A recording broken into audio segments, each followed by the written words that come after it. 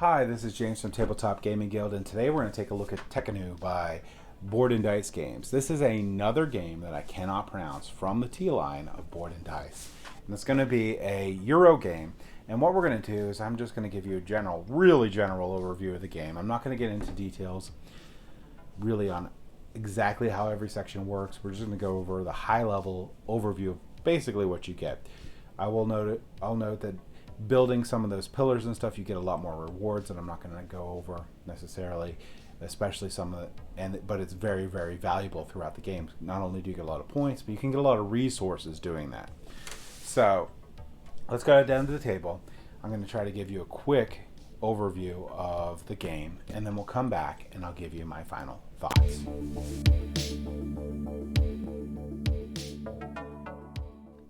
Okay, so this is what a 4-player setup of Tekhenu might look like. There's a lot going on this board. I'm not going to do full rules on the game, but I'm just going to give you a general overview of the game. To start out the game, you're going to place cards out for the first 2 areas here. I'm going to be the white and the red. Now, how those actually work is you have 2 counters here. You have your population counter and you have your happiness counter. The population counter, as it moves along, determines which rows get filled. So right now you just have the beige and the red. So those are the only 2 rows that get filled. Later on, when you get to this green section, you'll fill this green section with cards. And when you get to the blue section, you'll fill the final section. Each of these sections have the printed icon of what cards would go there. You'll shuffle up those decks and put them where they belong. And when you get cards, so if you go and do an action to get cards, then you're going to look at your happiness. And wherever your happiness is the cards that you're allowed to take from. So right now, every player is only allowed to take from the beige section. And we'll go over that a little bit more in a second. But that's basically what population is for, or happiness is for. You can lose happiness, gain happiness different ways throughout the game. The other thing you're going to need to do to set up the game is you're going to need to put out these starter cards based on the player count. And what's going to happen is these are going to be your starting resources. You're going to pick whoever's going to go first, and you're going to draft these cards. So each player will pick one. And then in reverse turn order, you'll pick one more. You're going to take the value up on top here. So the combined value of this card plus the second card you pick. So let's say we pick this one. 20. And the person with the highest value will go first on this turn track right here. So they will put their disc on there, then second, third, and fourth. And this will change every scoring phase. So every time we do this Mott Phase right here, the Mott Phase right here, we're going to readjust this, and I'll explain that guy in a second. So after you've clicked your starting resource cards and you've placed them on there, then in turn order, everyone picks their Ankh cards here, and this can give you additional starting resources. These cards will be repicked at the first scoring phase. So I'll go ahead and I'll pick this one. So let's say I started the game with these. These would be my starting resources for the game. So I would get a papyrus, I would get a stone, I would get a food, and I would get 2 gold resources. Now these gold resources here are wilds in the game that you can use for whatever you would like. And you would start the game by drafting the dice in the middle. Before the game starts, what you're going to do is you're going to mix up all the dice in the bag, and you're going to place 3 in each section. You're going to take a look at this dial here. Just take this off for a second. You can take a look at this dial here. And on this dial, when you're placing them down in the section, you're going to look at this chart. This tells you what section each of these need to go into. You have your pure section, which has the feather. You have the tainted section, which has this darkened shield. And you have the forbidden section. and you're going to place them in either the forbidden section, the tainted section, or the pure section based on this wheel. Now, you can't draft any dice from the forbidden section, except for when you can. There's a couple abilities and different things you can gain throughout the game to be able to draft those dice. So once you have that set up, you're going to go ahead and take your turn. Then you're going to take your turn. You're going to pick one of these areas of the board. And when you pick one of these areas of the board, you're going to do one of two things. So I can, let's say I draft a die in here, and I take a pure die. So this pure die right here is going to go on my scales here, which is important. So this is the pure side, and this is the tainted side. Once I have 4 dice here, I'm going to go into a Mott Phase where we're going to weigh our souls and see what the turn order is again. So when we go into a Mott Phase, we're going to take the value here and here and then put the difference up there.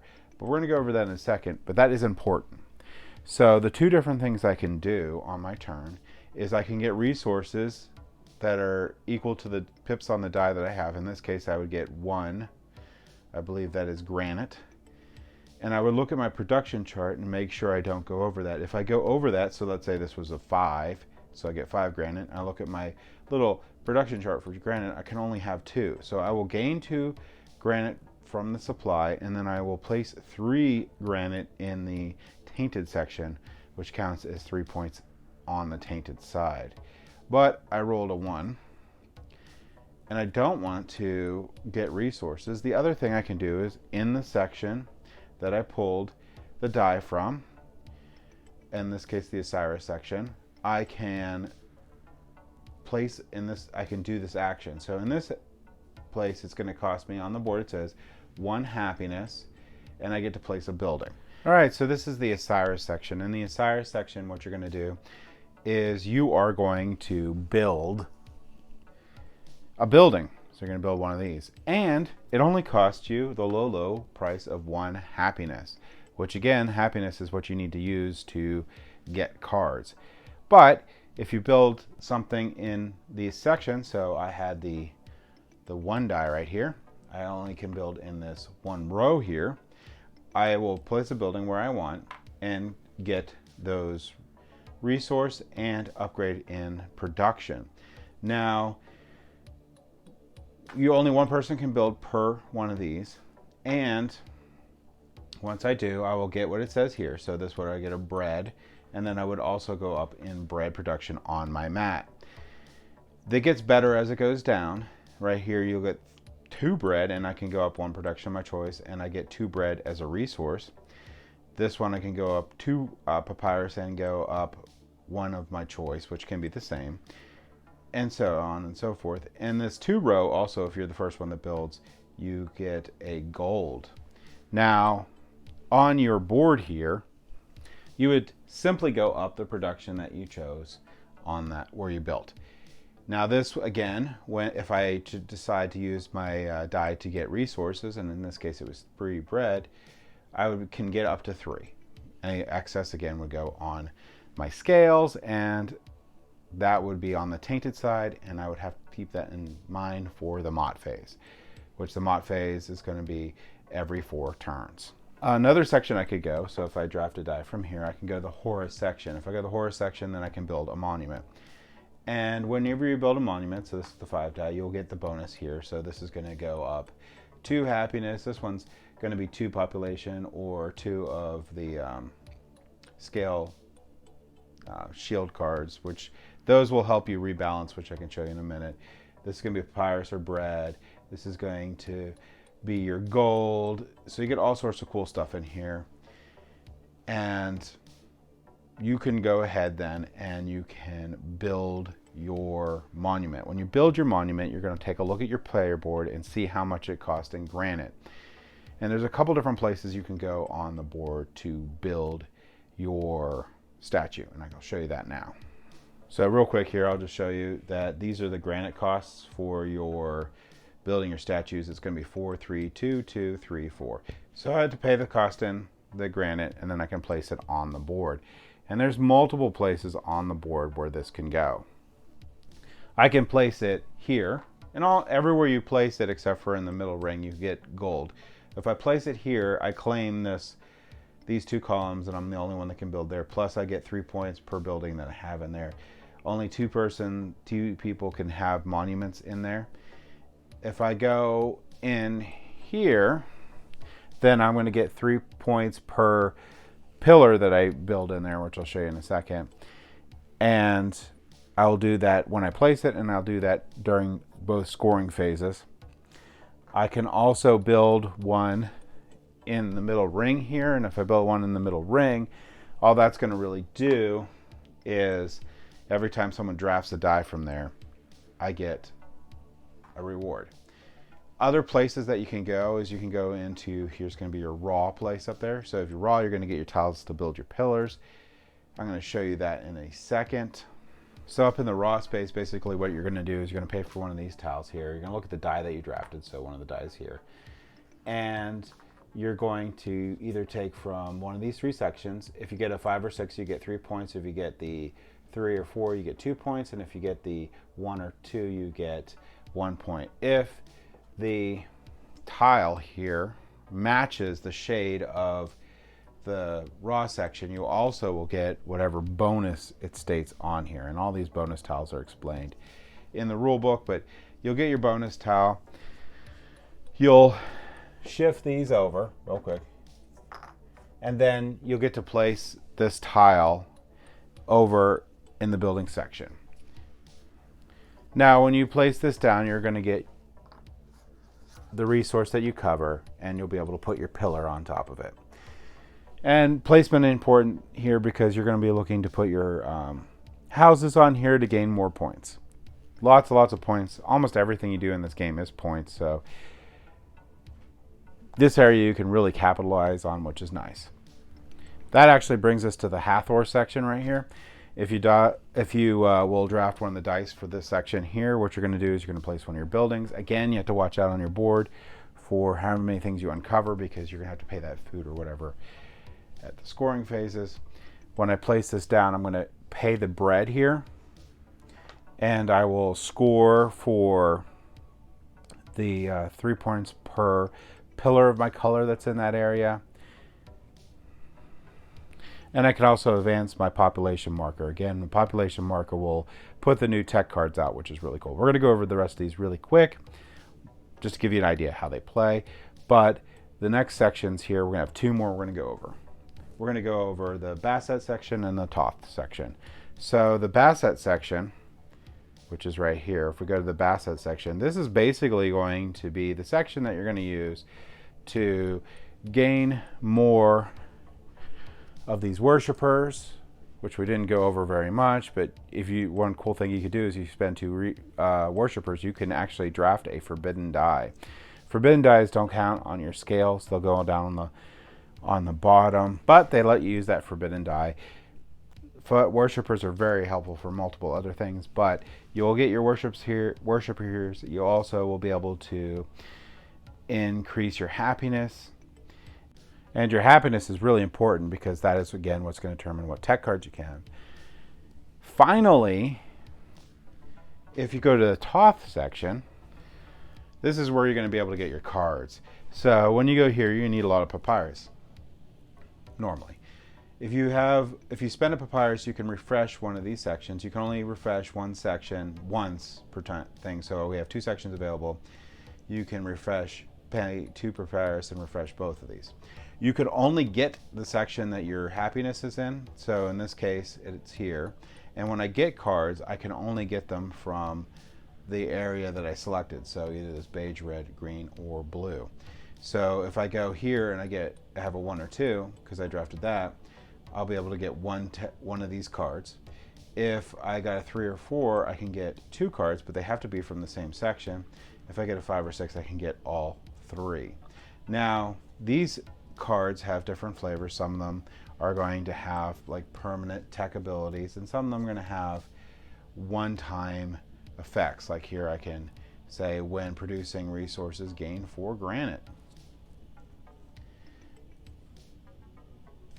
Right here, this one's pretty nice here. It says, when you perform a base set god action, gain 2 victory points, 1 population, and 1 happiness. So these are super, super, super helpful throughout the game, whether they're long-term effects or one-time effects. And what really make the game fun is going to be these tech cards. Now, I ran over all these sections really, really quick. There's a lot more to each of them. You can gain, doing the building those pillars and stuff, you can get a ton of resources and stuff. I didn't really go over that, but that's a really nice bonus of doing that stuff. But real quick, we're going to go over the Mott Phase. So in the Mott Phase, what you're going to do, I'll just dump this off here and show you, is once you have 4 dice, so we're going to say we have these 4. So once I have 4 dice on my board, I'm going to take the value. In this case, I have 4 and 5. And then I'm going to take the difference and I'm going to put my token there. So this is going to be a difference of 1 for the tainted side. So I'm going to remove my token and put it here, -1 tainting. So let's say we have a 0, we have a 4, and we have a 3. So what will happen here is we're going to clear out the dice that were on the board that were used, and they're going to go back in the bag. And for the shaded section of the pillar, which is going to be 2 sides, we're going to re-roll. We're going to basically pull dice out of the bag and roll them equal to the number of the players for each side. And that's how we're going to replenish the board. For player turn, we're going to take a look at this little board right here, and we are going to see who has the most bounce. We're going to be here. The next one will be actually this -1, then this -3, and this 4. Now this -3 is going to cost them 1 point, so they will lose their point too. And that's going to be the new turn order. We'll also redraft these Ankh cards and re-get the resource on them. Then we'll start the next round. So again, there's going to be 4 mat phases. There's going to be 2 scoring phases and 16 turns total. Now I know I just blew through all this stuff, but we're going to go back up to the table here and I'll give you my final thoughts on the game. Okay, so just again, I just wanted to state that that was just an overview. Don't treat that as rules. I just wanted to give a brief overview of the cool things each of those sections do. Just general idea what each of the sections do. I want to say I love this game. This is one of the T-line games, and I think it is great, and it's up there with the rest of them. I don't know yet which one is the best. I would have to play all of them a lot more. As of right now, they're all really great. This one, I really love the component quality in the game. I really love that obelisk in the middle. That's a really cool part, and then turning those in. I will say this is a very tight game. This is probably the tightest of all of them. You only have 16 turns, and your turns incredibly matter. Your choices really matter in this game, and there's a lot of things to choose from. Thankfully, almost everything you do in this game is amazing. So you have really cool things that you can do on each of your turns. Now, turns can take a little bit of time per player because they really matter. And although it's fine, but I'd say probably the disappointing turn is when you actually have to use the die for resources or want to. That feels not great. But all the other turns that you take are amazing. And it's a lot really thinking in where you're going to draft your dice, because the die pips matter, the die color only matters if you're getting resources. But most of the time it seems like the dice you want is in the forbidden area. I don't know why, but whatever. But there's a lot of ways. Well, there's tech cards that you can get to go into the forbidden area, and you can discard 2 followers to get one of the forbidden dice. So that's really nice. The tech cards in this game are amazing. They are so cool. They give so many really cool abilities that all seem like game-breaking abilities. And they add a lot to the game. So they make more value in the areas that you go in and get you more points. And when you have them, your turns seem more amazing. And the game has a really great flow. I don't think it overstays its welcome. 16 turns is perfect for this game. I will say, like, when you get up to 4 players, and especially when you get 4 players that are serious about this game and love the game and have played it, well, even if they haven't played it before, but their turns can take a while. So it can be a while before it gets back to you.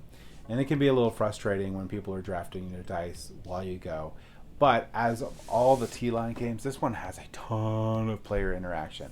Not that the other ones didn't, but this one you're really paying attention to what other players do a lot. So I really, really like that in the game. I love being engaged on other people's turns. What are you doing? Why are you building that statue? I wanted to go there. Why are you putting the building there? I wanted to have that. Why'd you draft that die? Because I needed that. What cool strategy are you doing? And there is, I think, a ton of viable strategies in this game. You can go and try to get maximize out your tech cards you get and try to go the strategy for those cards that you get. You can try to build a ton of buildings or pillars mainly to get and buildings to get your points over in that section. You can go and work on your statues and get points down in the Osiris track or over the building track. You can do so many different things in this game to get points. Everything's just about points. So if you're trying to get those tech cards, you're going to try to bring your population up and bring your happiness up so you can actually select those cards that are there. And you're going to be focusing on getting a lot of papyrus. If you want to build statues, you're going to focus a lot on getting granite, and so on. Really, really great game. And if you're looking for a fun Euro to play, I would highly recommend this game that I cannot pronounce, Tekhenu, by Board and Dice Games. Thank you for watching.